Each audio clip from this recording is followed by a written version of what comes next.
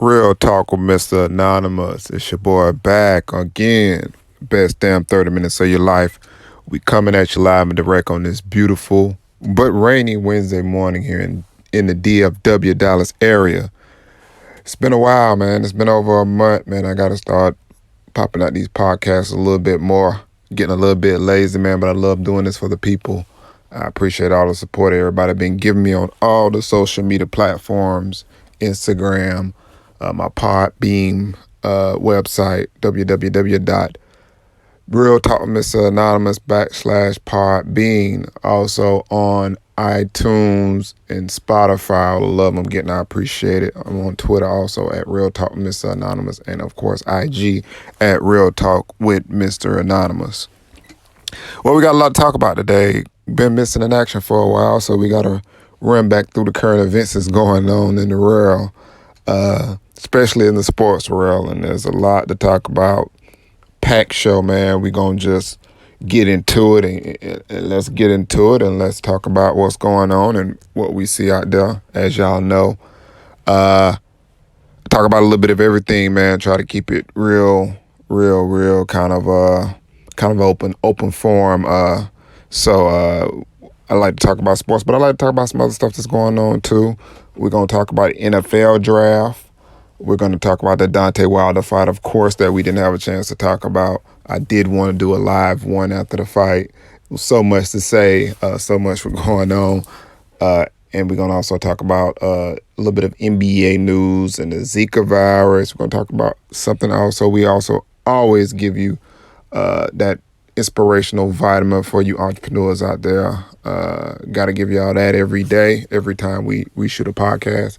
So we're going to get into it, man. We're going to get straight into it and kind of get into the Deontay Wilder fight. Deontay Wilder versus Fury 2. First of all, the first thing I will say about this fight, y'all know I'm going to give it to y'all raw, is I'm completely baffled why anybody of importance, of anybody of wealth would spend $40,000 damn dollars on a costume just to come in the ring that you're not gonna wear anymore. Deontay Wilder, I don't get that. I'm baffled by it. Why would you spend $40,000 on a costume? I don't care what his net worth is. It just don't make no damn sense. It's just some stuff that we do. Sidebar, some stuff that we do, and I'm talking only to my black people. Some stuff that we do as black people is very ignorant at a lot of phases of our life that we do. That's just dumb. Why do you need a $40,000 costume? I understand you're an entertainer also with a boxer, so you want to bring that entertainment. But you can do that as well and still not spend $40,000. It's not smart is what it's not. It's not smart going forward in the future to spend that kind of money on, like I said, a costume that you can only wear for 5 minutes and you're never probably gonna wear it again. Cars, jewelry, okay, that's at least that's stuff that you can continuously wear. Cars you continuously ride. Jewelry wise, let's say you spent $40,000 on jewelry, okay, or $40,000 on something else for his house or furniture. But it's something that you're going to get use out of consistently or more than once. But to only get one wear out of a $40,000 costume is ridiculous. Anyway, going forward, just watching the fight to me, man, I got to give it to you raw, man. To me, it seemed a little throw to me. It seemed like he threw the fight. I mean, coming into the first round, he didn't look like what we used to seeing from Deontay Wilder. Understandable. Fury was 279 pounds and he was 231 pounds. So understandable he was very bigger than Deontay Wilder. But this is not the first time Wilder fought him, and this is not the first time that he had to battle against the weight difference. So going into the second round, he was gassed. He was done in the second round to me. They might as well have thrown the towel in the second round, but to me it looked staged.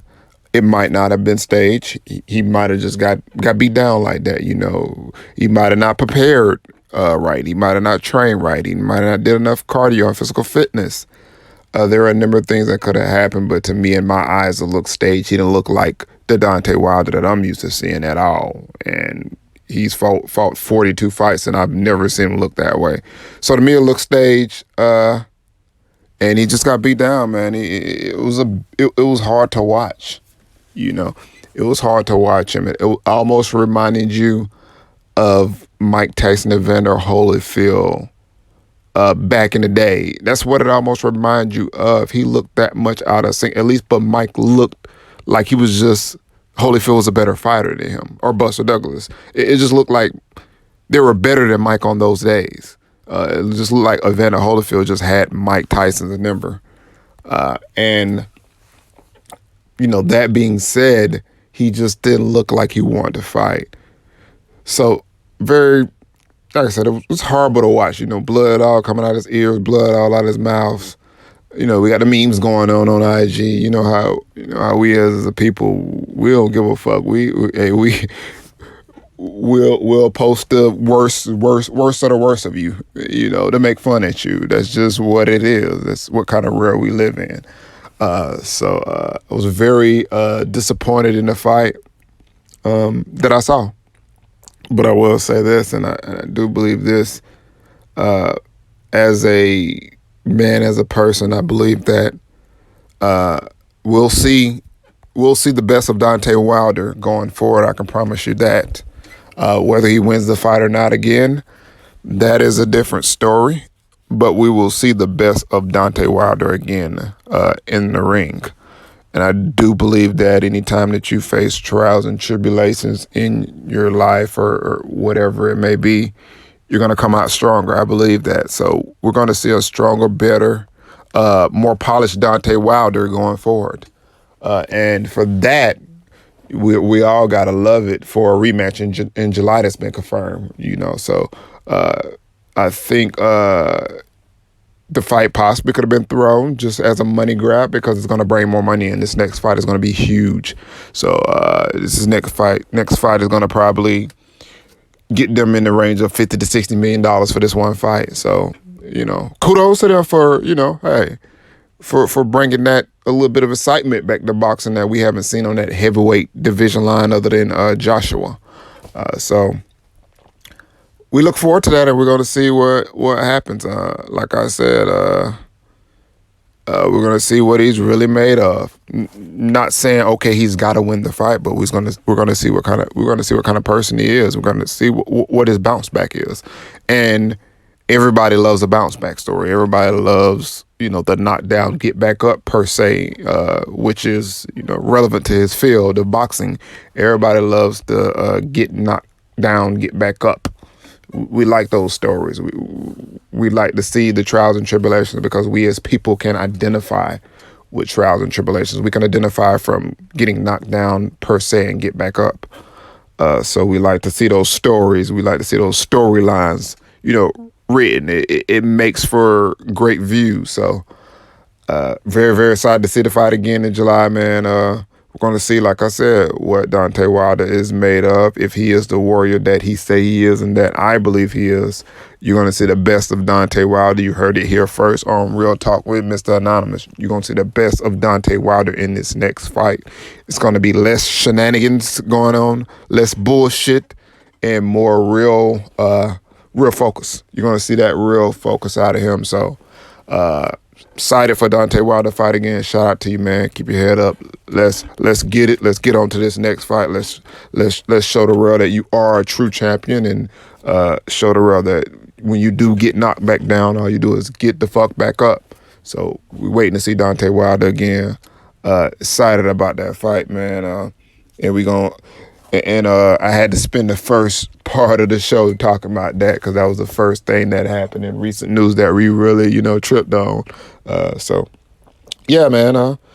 As far as that, man, other than that, man, there's nothing else that, you know, boxing as far as Gervonta Davis is fighting somebody. I don't even know the dude's name. I ain't going to even lie to you. But it's not the fight we want to see. We want to see Lomachenko. As I state again, all we want to see is Gervonta Davis and Lomachenko. All these penny-inning fighters he fighting, No one cares to see. Not to say that he couldn't get knocked down by one of these fighters, but it's not the fight we want to see. Us as boxing fans want to see Gervonta Davis and Lama Klitschko. That's the fight of. That's probably the biggest fight probably right now. Probably going to be in boxing other than Tyson and Fury. It's going to draw the money in. So I don't know who's scared, but Bob Arum, we need to see that fight. Whoever's scared, I don't know, somebody's scared to fight somebody because we haven't seen that fight yet. So that's the fight that we want to see as people, as boxing fans, as a boxing, as a boxing, guy that loves boxing. That's what I want to see. If I don't see that, I don't care about him fighting nobody else.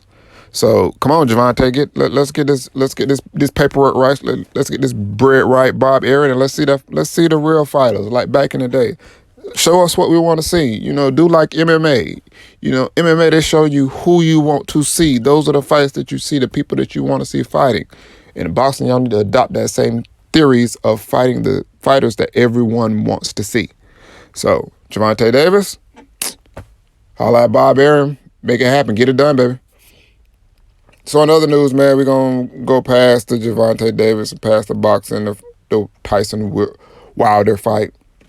We're just going to talk about, like, the draft this year, man. And a lot of people was talking about the NFL draft. Me, not really excited about the NFL draft. The impact player that I can see directly looking at it is Chase Young from Ohio State, defensive end. I believe he's going to be an impact player in the NFL from his body of work, from his agility and speed.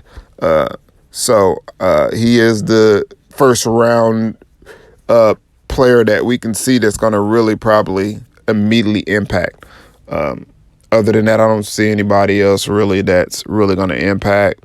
I know the Alabama wide receiver ran a 4.4, I think, one of the fastest in combine, but that doesn't equivalent to him being a great player.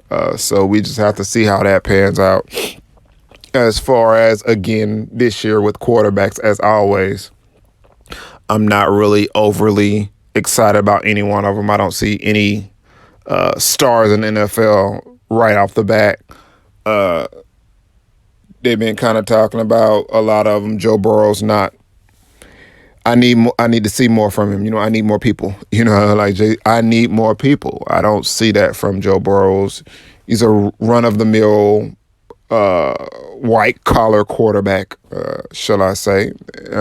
Let's just be real. He's just a run-of-the-mill, good American white boy, which is a quarterback. And, hey, they always get picked. That's just how it works. Successful, I don't see him as being successful. And believe me, I'm an equal opportunity shit talker, no matter who you are. But I call them like I see them. And a lot of these guys that we're seeing in the draft and the combine, a lot of these white guys, really, they're hyping them up to be something that they're really not. I'm just being honest, they're not. And it's not just because they are white. I'm saying that because they're putting a lot of them on pedestals because they are white and hyping them up. Yes, he did win a national championship, but as far as him going from college to translating that over into the NFL, I don't see it. I don't see it from anybody really per se from the draft. You can talk about Jake from Georgia.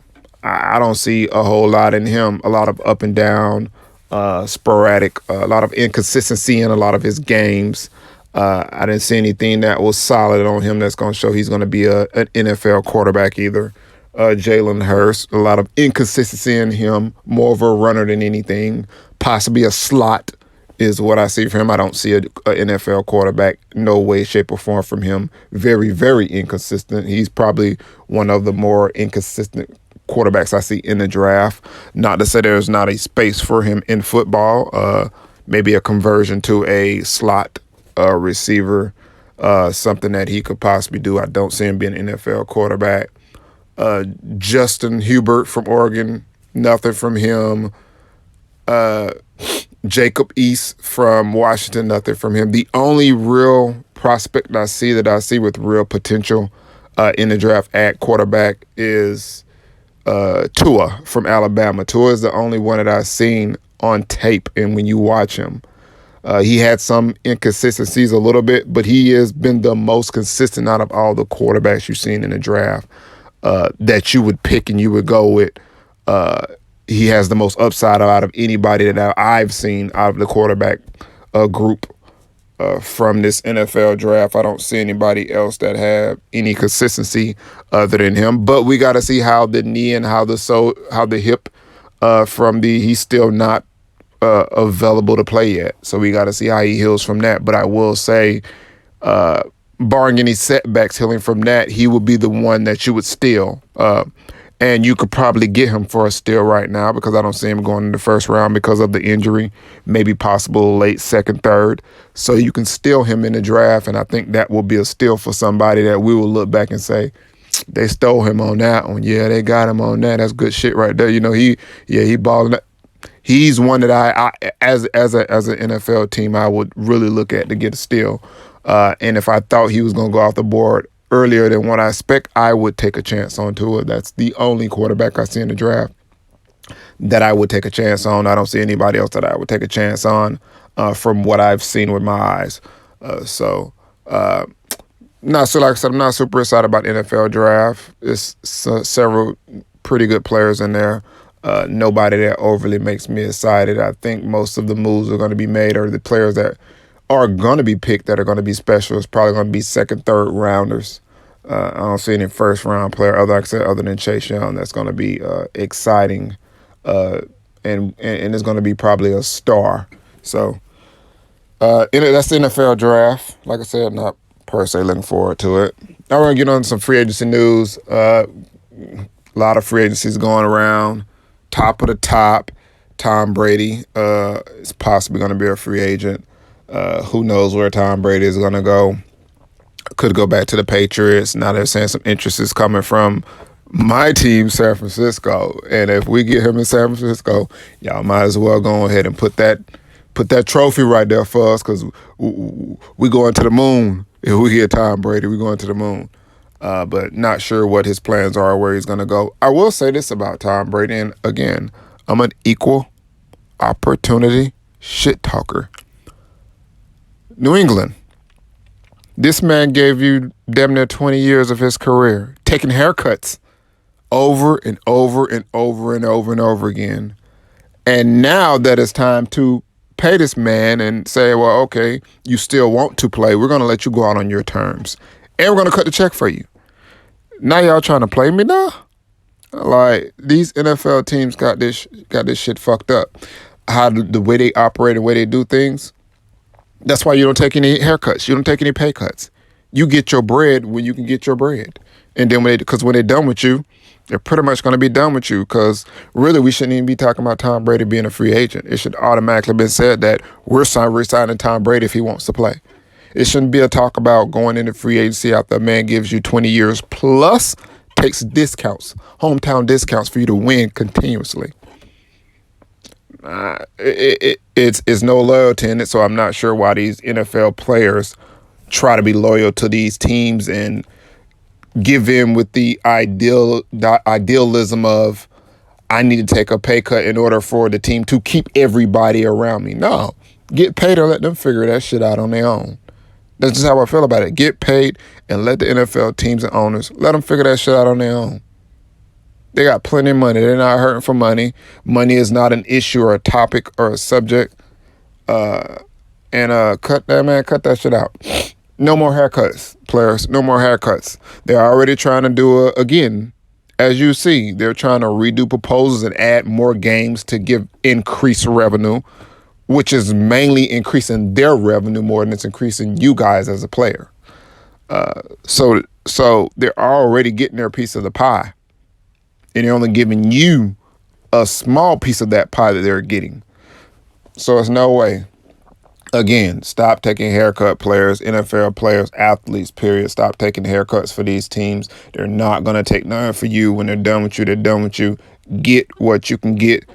Build the legacy for your family. Build that wealth for your kids and your kids' kids to have. Fuck them teams. They're going to be fine. They're going to be okay. And fuck what we say about you as players. Oh, he's greedy. He's selfish. So what? it is what it is at the end of the day. I'm going to get my bread. I'm going to take care of my family. And I'm going to get something special or something that I hear that I love when Stephen A. Smith says is get what you are worth. If you have a skill set that you can get paid a certain amount, do not take less of an amount from that skill set. Sidebar.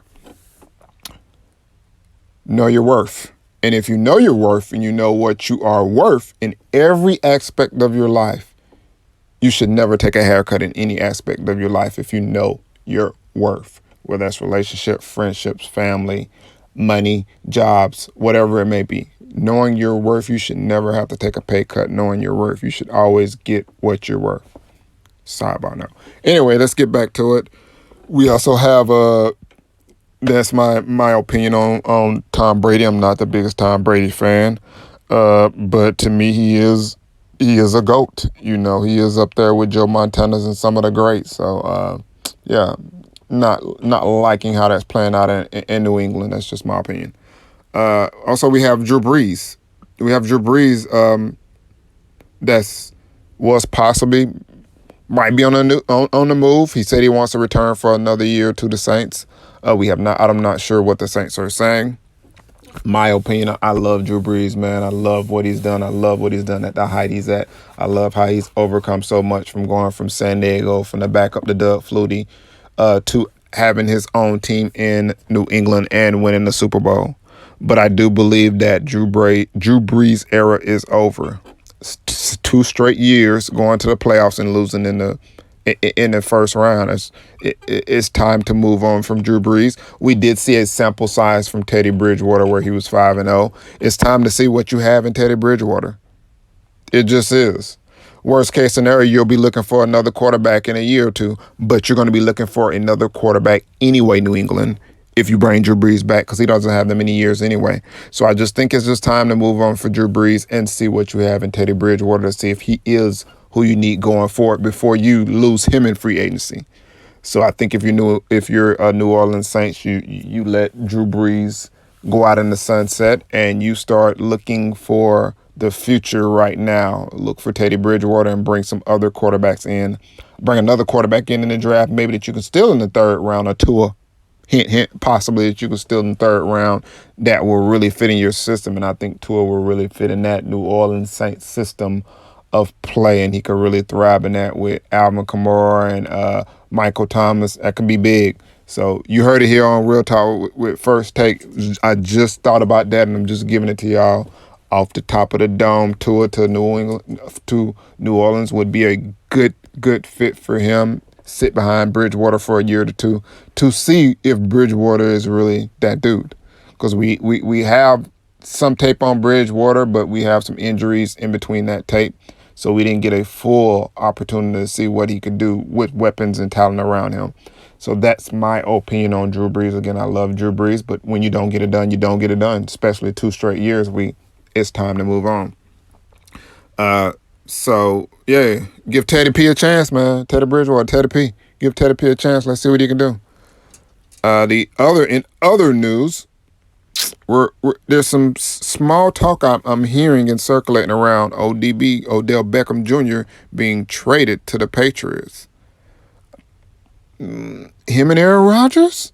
Aaron can sling that thing, man. Aaron know how to get that ball downfield. That wouldn't be a bad little fit for him right there. I promise you that's some good shit right there if you can get Odell Beckham and Aaron Rodgers along with that attack. You might be talking about another Super Bowl again, possibly. I don't know. That would be a good fit.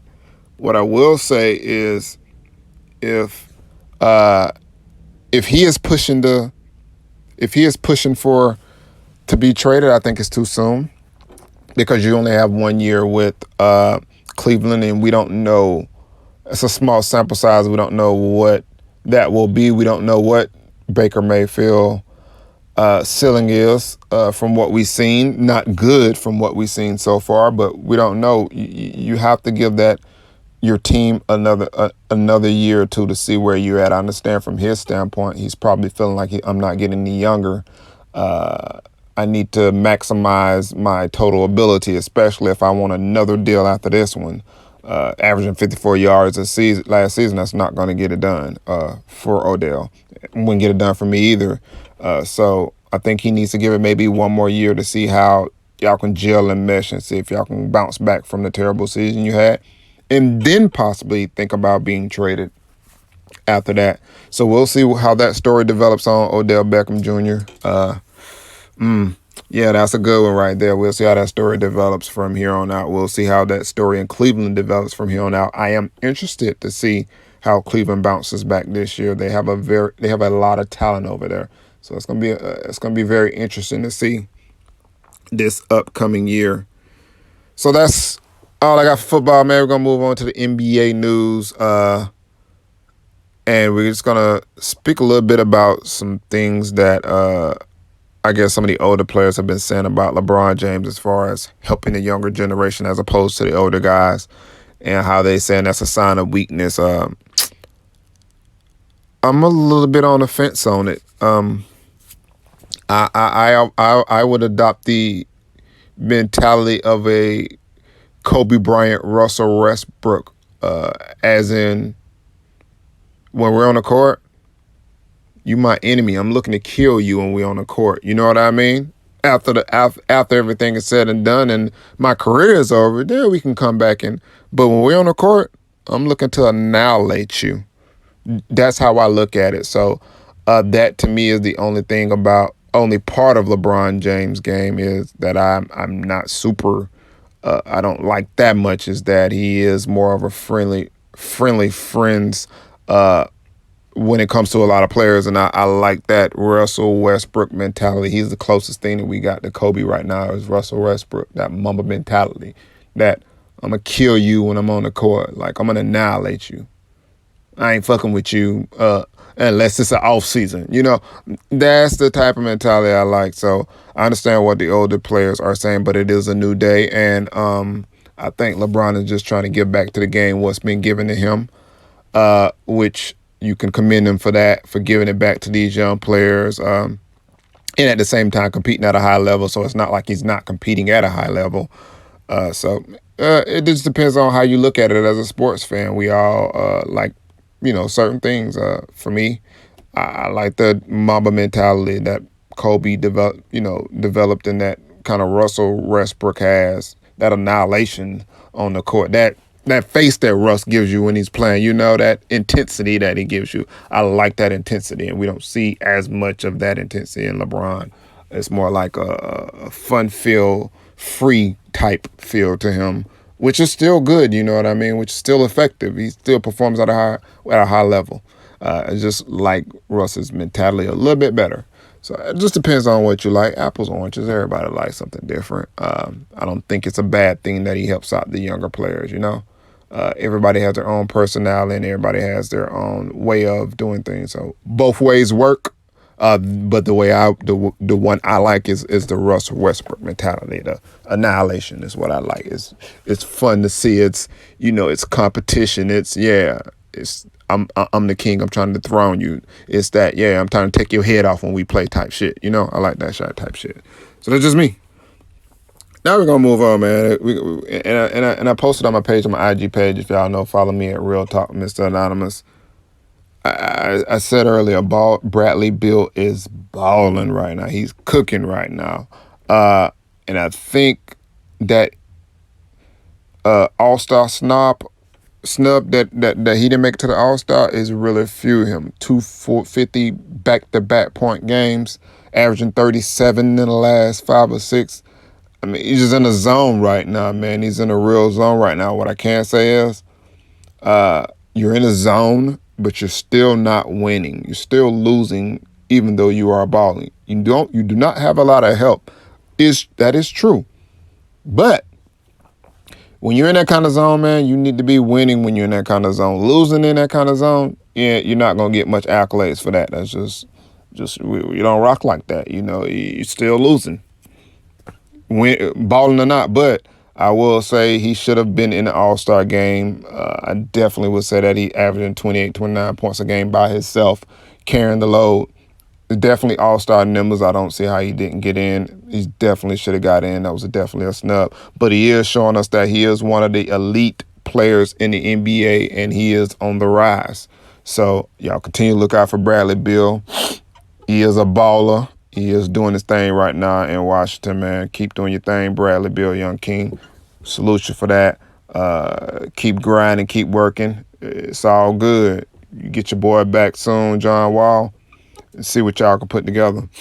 So, yeah, that's what I'll say about that. Let's talk a little bit about what we seen virally yesterday on Spike Lee meltdown at Madison Square Garden over coming in an entrance and being asked to walk back out of that entrance and walk back around the arena. Now, it's reportedly like Spike Lee spent over $10 million over the last 20 years in season tickets. $10 million damn dollars. That's a lot of damn money. So if I spend $10 million at your establishment, of course I want some preferential treatment also. Now, if I've been getting that preferential treatment all this time and now you acting crazy with me, then there's a problem. But I always say, man, there's always a certain way to handle things. There's always a certain way to handle things, and there's a right and a wrong way. And I think that situation by him could have been handled a little bit differently. It didn't have to be as hostile as it was possibly. But we don't know what was said before. We don't know what was said prior.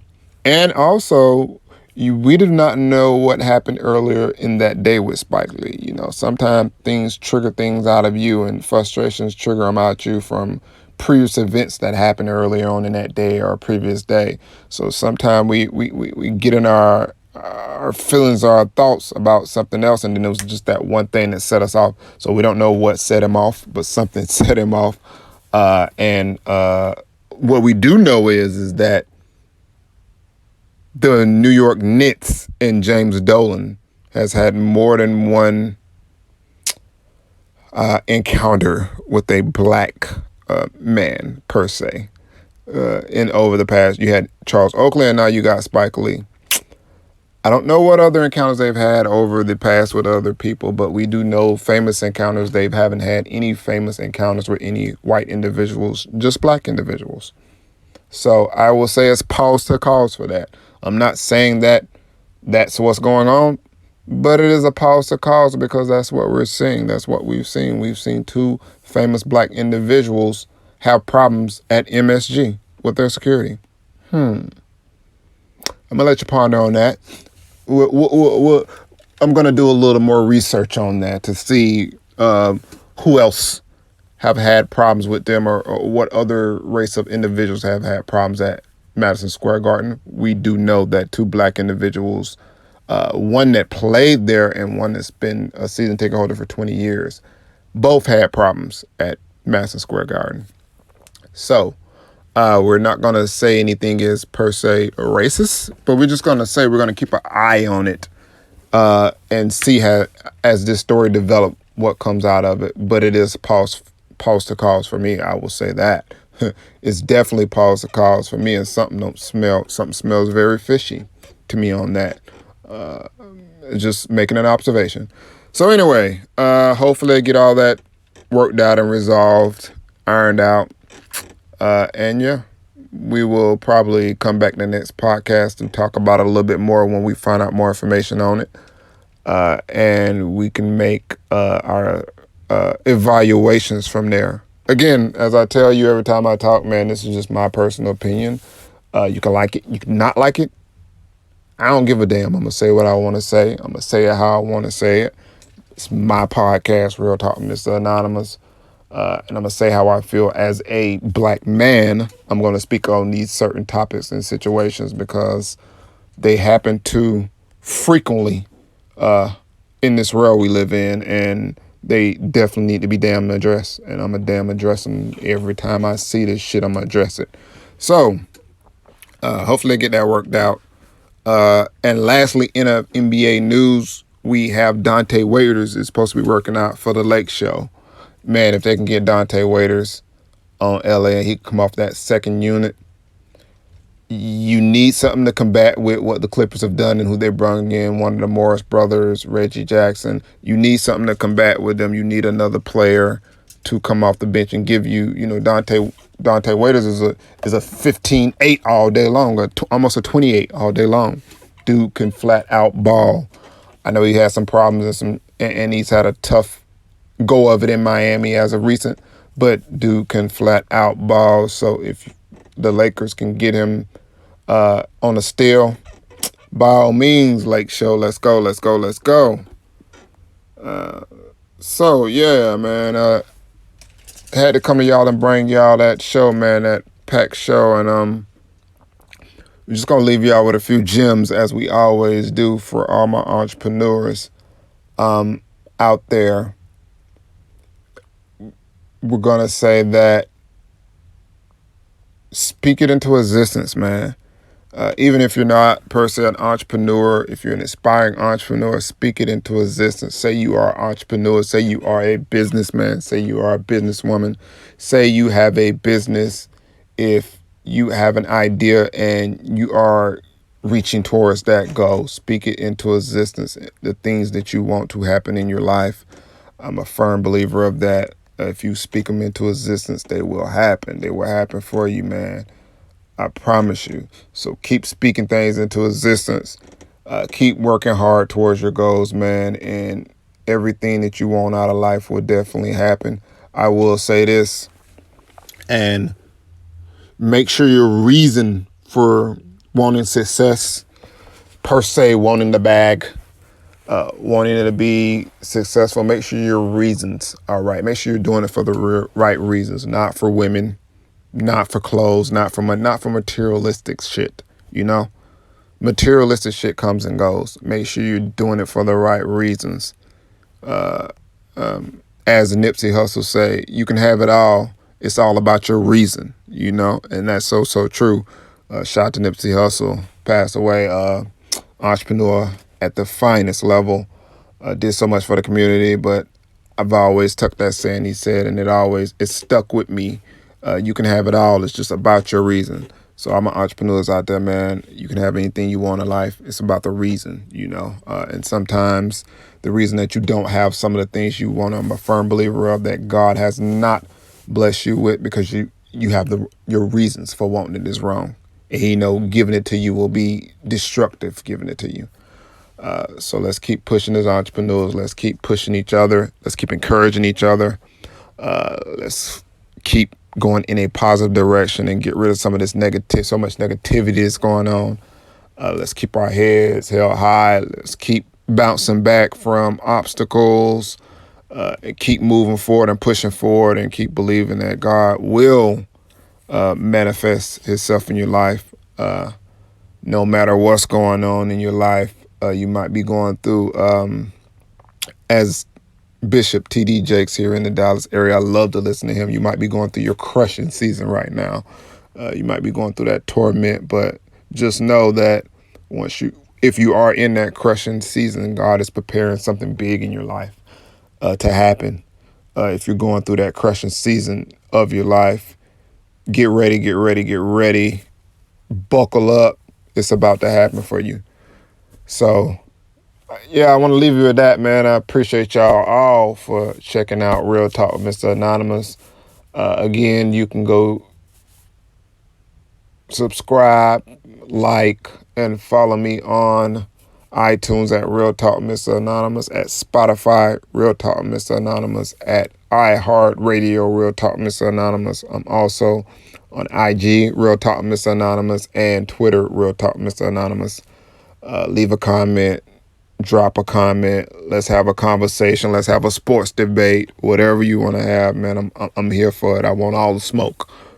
So I appreciate y'all, man, for checking me out. Real Talk Mr. Anonymous on this beautiful Wednesday. Everybody have a beautiful rest of the day. We midway through the week. And thank God every day that you're allowed to open your eyes in the morning and wake up, because some people were not able to do it today. God bless y'all, and y'all have a good day. I'm out. Salute.